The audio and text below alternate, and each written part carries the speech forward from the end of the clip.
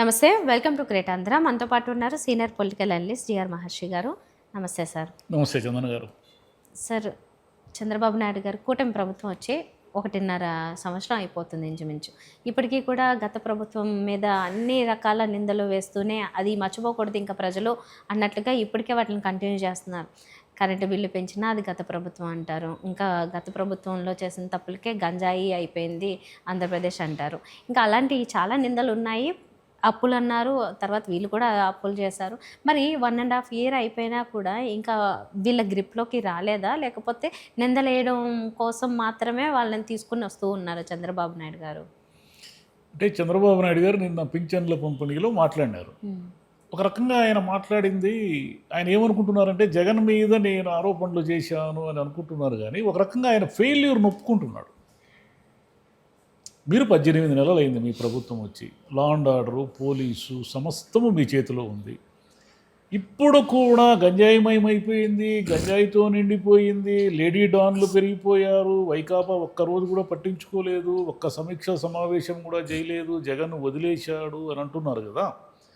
సరే, ఆయన వదిలేశాడు, రాష్ట్రం అంతా గంజాయిమయం అయిపోయిందని కూడా అనుకుందాం. మరి 18 మంత్స్గా మీరేం చేస్తున్నారు? మిమ్మల్ని ఎవరు వద్దన్నారు? గంజాయిని అరికట్టద్దని ఎవరైనా చెప్పారా మీకు? దానికి ఏమైనా ఇయర్స్ టుగెదర్ పడుతుందట? ఏమి ఇయర్స్ టుగెదర్ ఏం పట్టదు కదా.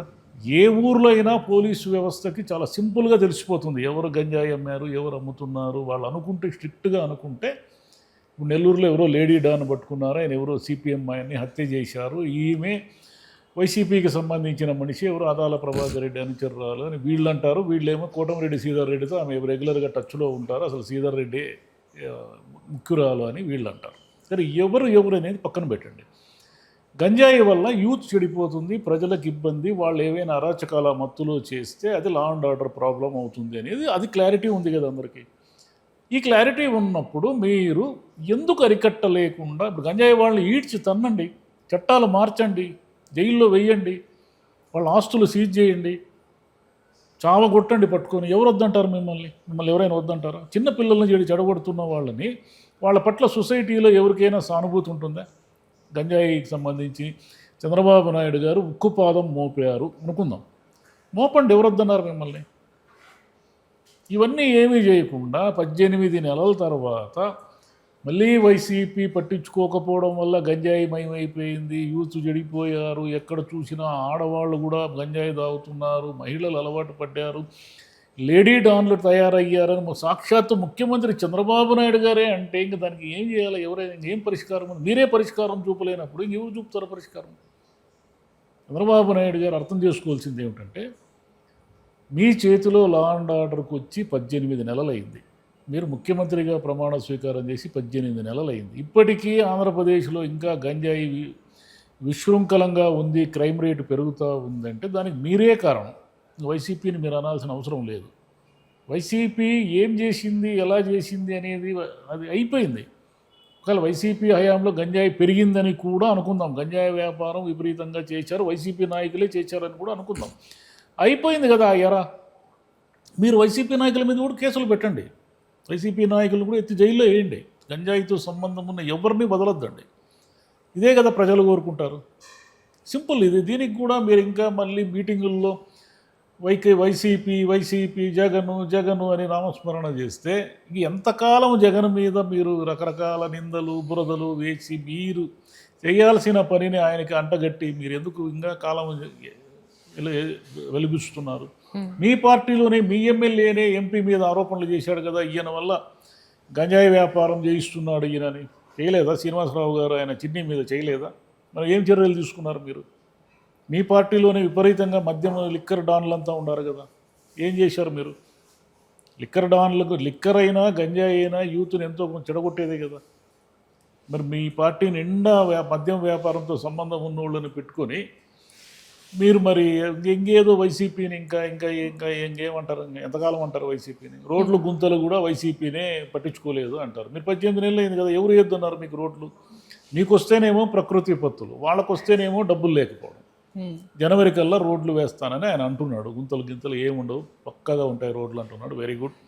అంతకంటే కావాల్సింది ఏముంది? ఒక నెల రోజుల్లో రోడ్లన్నీ, ఆంధ్రప్రదేశ్లో రోడ్లన్నీ బాగుంటాయి, అంతకంటే కావాల్సింది ఏముంది? పోలవరాన్ని పుష్కరాల్లోగా పూర్తి చేస్తానంటున్నారు.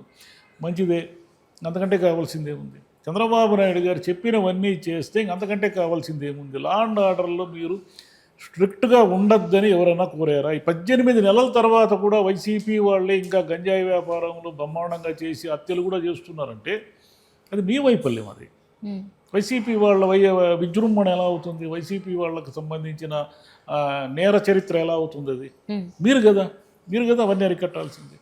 మీ మీదే మీ పోలీస్ అధికారుల మీదే ఆరోపణలు వస్తున్నాయి కదా, పేకాట క్లబ్బులు నడుపుతున్నారు, అది చేస్తున్నారు, ఇది చేస్తున్నారు, వసూళ్లు చేసి పంపుతున్నారని. మరి దానికి ఎక్కడ ఏం చర్యలు తీసుకుంటున్నారు? పేకాట క్లబ్బులు పెరిగాయి అనేది క్లారిటీగా తెలుస్తూ ఉంది కదా. మరి మీరు దాని మీద చర్యలు తీసుకోండి. ప్రజల్ని సుఖశాంతులతో లా అండ్ ఆర్డర్ సక్రమంగా ఉంటే చంద్రబాబు నాయుడు గారికి ఆయన హయాంలో లా అండ్ ఆర్డర్ బాగుంటుందని ఇంత గతంలో పేరుంది. ఆ పేరుని మీరు మళ్ళీ ఇంకా వైసీపీ మీదే బురదేసి చెడగొట్టుకోకండి. అసలు గత ప్రభుత్వం ఉన్నప్పటి నుంచి ఎలక్షన్స్ ముందు నుంచి ఎన్ని నిందలు వేయాలో, అంటే ఒక మనిషి ఆలోచిస్తే భయం వేసేలాగా ఈ ప్రభుత్వం ఉంటే లేదంటే మళ్ళీ వస్తే ఇలా అయిపోతామేమో అన్నంత భయం సృష్టించేలాగా అన్ని చోట్ల అన్ని రకాల నిందల్లోనూ సక్సెస్ఫుల్గా వెళ్ళారు. అందులో కొన్ని నిజాలు, కానీ అన్ని నిజాలు కాదు. ల్యాండ్ టైటిలింగ్ ఏదో చేస్తే అది మీ భూములంతా తీసుకుంటే ఇదేమన్నా నియంతృత్వ పాలన నడుస్తుందా, అట్లా ఎట్లా తీసుకుంటారని కనీస ఆలోచన కూడా రానియకుండా తీసుకుంటారు, మీ భూములు లాక్కుంటారని భయపెట్టారు. ఇంకా ఏదైనా అప్పులు లేకుండానే అప్పులు ఇన్నని భయపెట్టారు. ఇంకా ప్రతి ఒక్క మనిషి మీదే ఇంత అప్పు ఉంటుంది, ఇంకా రాష్ట్రం శ్రీలంక అవుతుందని భయపెట్టారు. అన్ని విషయాలు చేశారు. గంజాయి అయిపోయిందన్నారు, మళ్ళీ అమ్మాయిల్ని తీసుకుపోయారని, మాన ప్రాణాలు ఎక్కడెక్కడ సెన్సిటివ్గా ఉంటాయి అన్ని చోట్ల వేస్తారు. ఇంకా అది కంటిన్యూ చేస్తూ నిందలు అలాగే కంటిన్యూ చేసుకుంటూ వెళ్తున్నారు. ఇంకో పక్క ఫెయిల్యూర్ ఉందిలేండి వైసీపీది, ఎందుకంటే వాళ్ళు కూడా దాన్ని కరెక్ట్గా ఖండించుకోలేకపోయారు, ఇప్పటికీ ఖండించుకోలేకపోతున్నారు. పవన్ కళ్యాణ్ గారు ఏమన్నారు? అమ్మాయిలు ఆడపిల్లలకి ఎక్కడ అన్యాయం జరిగినా నేను వచ్చి వాళ్తాను అన్నారు కదా. మరి ఎన్ని కేసులు పెరిగాయి? వాలేరా? చంద్రబాబు నాయుడు గారు నిన్నేమన్నారు? పవన్ గారితో కలిసి మేము 15 ఏళ్ళు ఉంటాము, ఆయన మాట శాసనం అన్నట్టుగా మాట్లాడారు. మేము మోదీ గారు అండగా ఉంటారు అని. పవన్ కళ్యాణ్ గారి మాట ఏం జల్లుతూ ఉంది? ఆయనే కదా ఒక డిఎస్పీ మీద ఆరోపణలు చేశాడు. మరి ఆ డిఎస్పీకి ఏమైనా మీరు చర్య తీసుకున్నారా? తీసుకోలేదు కదా. అవును సార్. ఒకటి ఆశ్చర్యం కలిగించే విషయం ఏంటంటే పవన్ కళ్యాణ్ గారే చెప్పారు, ఎవరైనా అమ్మాయిలు ఇలా కన్నెత్తి చూడాలంటే భయపెట్టేలా చేస్తాను అని. కానీ అదే అన్ని ఈవెంట్లలో ఆయన ఒకళ్ళని కూడా పలకరించడానికి వెళ్ళలేదు. మరి ఇది ఎంత విచిత్రమైన. ఆయన మాట శాసనం అన్నప్పుడు చెల్లాలి కదా. ఎక్కడ చెల్లుతా ఉంది ఆయన మాట? ఎవరు పట్టించుకుంటున్నారు ఆయన మాటని? పట్టించుకోని కనీసం ఆయన ఎక్కడైనా ఇట్లాగా కొన్ని అఘాయిత్యాలు జరిగాయి అమ్మాయిల మీద, అకృత్యాలు, అలా ఎవరిని వచ్చి పలకరించింది కానీ అక్కడ నేను ఉన్నానని స్టాండ్ తీసుకోవడం కానీ ఎవరి విషయంలో జరగలేదు ఆయన ప్రభుత్వం వచ్చిన తర్వాత. ఒకసారి ఆలోచించాలి. మర్చిపోయారు పవన్ కళ్యాణ్ గారు తాను గతంలో ఏమన్నారు అన్నీ మర్చిపోయారు. ఇప్పుడు ఈయన కూడా మళ్ళీ సూపర్ 6 అద్భుతంగా అమలు చేస్తున్నా అన్నారు. ఎక్కడ అమలు చేస్తున్నారు మీరు? ఏది నిరుద్యోగ వృత్తి ఇచ్చారా?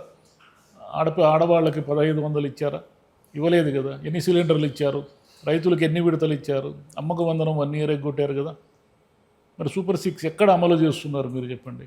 సరే, లక్షల పెట్టుబడులు వస్తాయి, ఉద్యోగాలు వస్తాయి అంటున్నారు. సరే, అది కూడా 1 ఇయర్లోగా తెలిసిపోతుంది కదా. 27 నాటికి మీరు చెప్పిన పెట్టుబడులు, ఉద్యోగాలు అన్నీ క్లారిటీ వచ్చేస్తాయి కదా. జగన్ బూచిని చూపించి జగన్ వస్తే విధ్వంసము, జగన్ వస్తే మీరు ఇంక బతకలేరు అన్నట్టుగా ఎంతో కాలం మీరు భయపెట్టి ఈ పాలిటిక్స్ని నడపలేరు. మీరు ఏం చేస్తారు అనేదే గమనిస్తూ ఉంటారు జనం. ఇంకా వైసీపీలో లేడీ డాన్లు ఉన్నారు, వైసీపీలో రాక్షసులు ఉన్నారు, వైసీపీలో రౌడీలు ఉన్నారు, ఇవన్నీ చెప్పి ఇంకా నడవదు. మీరు ఉన్నారు కదా, మీ వ్యవస్థ ఉంది మీ చేతిలో, లా అండ్ ఆర్డర్ మీ చేతిలో ఉంది. మీ ఇష్టం వచ్చిన చర్య తీసుకోండి. ప్రజలు ఎవరైనా ఒక్కరైనా అడుగుతారా? ఒక గాంజాయి స్మగ్లర్ మీద మీరు ఏదో పీడీ యాక్టో ఏదో ఒకటి పెట్టి అతన్ని జైల్లో వేసి అతను కోర్టులకు తిప్పితే ప్రజలు అయ్యా ఇది అన్యాయము, గంజాయి స్మగ్లింగ్ చేసేవాడిని వదిలేయండి అని ఎవరైనా అంటారా? వైసీపీ వాళ్ళైనా అంటారా? అనరు కదా. ఇంకేంటి ప్రాబ్లం మీకు? వాళ్ళ మీద బురద వేసుకుంటా ఇంక మీరు చేయాల్సిన పనులు చేయకుండా వాళ్ళ మీద బురద వేసుకుంటే ఎంతకాలం ఉంటారు? పవన్ కళ్యాణ్ గారితో మేము ఇంకా 15 ఏళ్ళు కలిసి ఉంటాం అంటున్నారు. సరే, 29 నాటికి మీరు అద్భుతాలు చేస్తే కదా మీకు అధికారం వచ్చేది. మీరు చెప్పినవన్నీ చేస్తే కదా. పోలవరం కంప్లీట్ చేయాలి, అమరావతిని కొలిక్కి తేవాలి. మీరు సూపర్ 6లో ఇప్పుడు కాకపోతే నెక్స్ట్ ఇయర్కైనా మీరు ఈ నిరుద్యోగ భృతి మహిళలకు 1500 అనేది మీరు క్లియర్ చేయకపోతే మీకు అది గుదిబండగా మారుతుంది. ఒకవైపు ఆయన ఏమన్నారు జగన్ని? ప్రతి మంగళవారం రిజర్వ్ బ్యాంక్ అప్పుకి వెళ్తారు అన్నారు. మీరు మాత్రం అప్పుకి వెళ్ళకుండా ఎక్కడున్నారు మీరు? ప్రతి వారం ప్రతి నెల అప్పులే కదా మీరు చేస్తున్నారు. ఏమి చేశారో ఎవరికి ఇచ్చారో తెలియకుండా దాదాపు 2 లక్షల కోట్లు అప్పులు అయిపోయినాయి కదా. అవును. నువ్వు దానికి సమాధానం చెప్పాలి కదా. సమాధానం చెప్పకుండా ఎంతకాలం ఉంటారు? అవును. ఎవరో ఒకరు అడుగుతారు కదా. సాక్షి వాళ్ళు అబద్ధాలు రాస్తారులే, సాక్షి వాళ్ళు అబద్ధాలు రాస్తారు, వైసీపీ వాళ్ళు అబద్ధాలు చెప్తారు. మరి స్పష్టంగా ఉంది కదా జిఎస్టీ తగ్గిపోయింది ఈసారి. ఎందుకు తగ్గింది? మరి మీరు చెప్పినట్టు అద్భుతమైన అభివృద్ధి జరుగుతుంటే జిఎస్టీ ఎందుకు తగ్గుతూ ఉంది? మనకి ఏదో రీజన్ ఉండాలి కదా. రైట్. సో ఓవరాల్గా ఏంటంటే ఇంకా నిందలేయడం ఆపేయాలి. అది కూడా ఇలా ఏదో దొరికింది అనగానే అలా ఏదో దాని మీద ఒక కొత్త కథనం సృష్టించేయడం, మంచి నెరేటివ్ ఇచ్చేయడం, నమ్మించేయడం. ఫర్ ఎగ్జాంపుల్ అప్పుడు వైజాగ్ పోర్ట్లో ఇది ఏదో డ్రగ్స్ వచ్చాయి ఇన్ని టన్నులు అన్నారు. అది తీరా సీజ్ చేసి అంతా అయిన తర్వాత ఏమో అది డ్రైయెస్ట్ అన్నారు. ఎందుకు అలాగంటే అంత ఆవేశం ఎందుకు, అలా తప్పులు ఎందుకు, ఆ నిందలు ఎందుకు? ఎలాగో భుజాల మీద చాలా బరువులు పెట్టుకున్నారు. ఇప్పుడు అవన్నీ మోసుకెళ్తున్నారు. అవి సక్సెస్ఫుల్గా కంటిన్యూ చేస్తే ఫ్రీ పథకాలు ఎందుకు ఇవ్వలేదని కూడా ఎవరో అడిగిని రీతిలో అభివృద్ధి చేస్తారని కొంతమంది చెప్పారు కదా. దాన్ని ప్రూవ్ చేసుకోగలిగితే మళ్ళీ ప్రభుత్వం కూడా వాళ్ళది వస్తుంది. ఎందుకంటే అవన్నీ కంప్లీట్ సీజ్ ద షిప్ అన్నాడు పవన్ కళ్యాణ్ గారు. ఏమైంది? ఏమైనా ఆగిందే? సరుకుల అది బియ్యం అక్రమ రవాణా ఏమైనా ఆగిందే? ఏం ఆగలేదు కదా. ఎర్రచందనం తాట తీస్తానన్నాడు. ఏం ఆగిందే? అది జరగని వాటికైతే తీసుకుంటే కూడా గాంజా వీళ్ళు ఏం చెప్పారు గత ప్రభుత్వం ఎన్నికల్లో? గంజాయిని నిర్మూలించి గంజాయి అనే పదమే వినపడకుండా చేస్తాం ఆంధ్ర రాష్ట్రంలో అన్నారు కదా. రోజు మీరే గంజాయి నామస్మరణ చేస్తారు. అక్కడ పట్టుకున్నారు, ఇక్కడ పట్టుకున్నారని చేశారు కదా. మరి ఏం చెప్పాలి? బెల్ట్ షాపులు నిర్మూలిస్తామని మొన్న అన్నారు కదా. ఇక్కడైనా నిర్మూలించారా? బెల్ట్ షాపులు లేని ఊర్లు ఎక్కడైనా ఉన్నాయి? ఇప్పుడు చూపించండి. Right sir. ఓవరాల్గా వాళ్ళ గ్రోత్ మీద దృష్టి పెట్టి నిందలను ఆపేసి ముందుకెళ్తే రాష్ట్రం అభివృద్ధి చెందుతుంది. అంతే. That's it. Thank you.